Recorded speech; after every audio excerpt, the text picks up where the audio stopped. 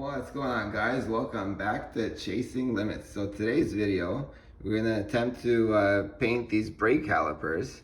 Now, on the Core edition for the Canadian models, they come in black, as you can see, for the caliper. And on the circuit models, they come with the red painted brakes. Now, in the US spec or any other Euro spec or Jap spec, they come already painted in red. So today we're gonna take off the rims, clean up the brakes a bit, and then we'll get them painted in red. So now that we removed the front and rear wheels, you got good access here, so all we gotta do is just clean up the calipers a bit. For the rear, I got this old school Honda jack that I've had for like 2 decades at least. Here we have the bigger one supporting the front. And these are the products that we'll be using today. So we're gonna start off with the brake cleaner, clean up all the brake dust. Then once we get it all cleaned up, we're gonna use this paint, which is a caliper paint for high temperature. Those are the temperature ratings there. And then we're gonna use this clear coat once we're done. So I have used this setup for many times, for many years. And if you guys are wondering, no, I never had any issues with peeling or cracking or any sorts. And the brakes did get hot. So yeah, let's start. All right, well, I think we're ready.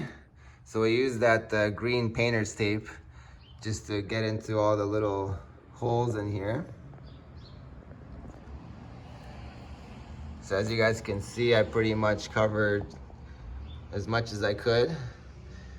Now this is the easy, lazy way of painting your calipers, so you don't have to take anything off, so no other tools required. But yeah, I just put some paper towels and old rags around just to protect it more from overspray. So yeah, we're gonna give the can a shake and get going.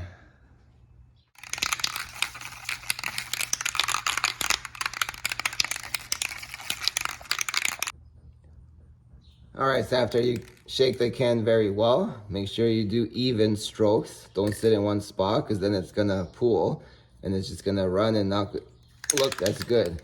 So do just a test run. See, just like that. Even strokes.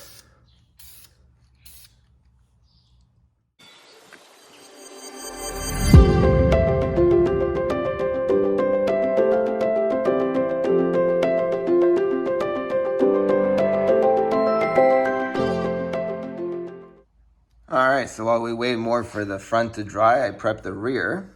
So as you can see, I cleaned it, prepped it, got the tape all the way inside there, just so the paint doesn't get on the rotors or pads. So yeah, I think we're ready for to start spraying the rear.